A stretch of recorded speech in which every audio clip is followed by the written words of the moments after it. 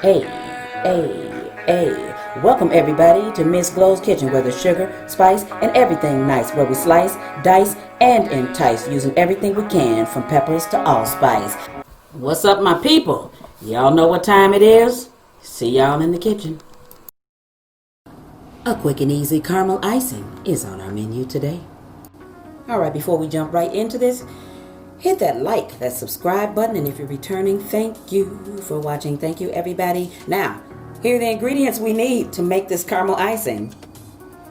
Sweetened condensed milk, water, and a crock pot or a pot of water on the stove. That's it.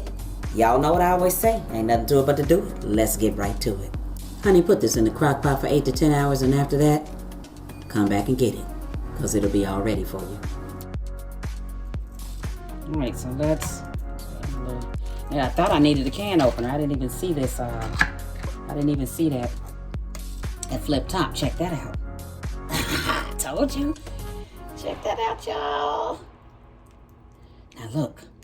Look how thick it is. So it's spreadable.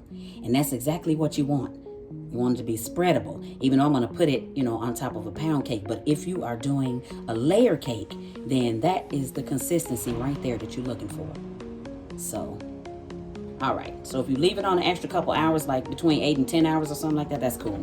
Like, it's not going to hurt anything for sure. So, all right. So that's it. That's our caramel frosting. Now all we have to do is make a cake and put it on there. Which is exactly what I did.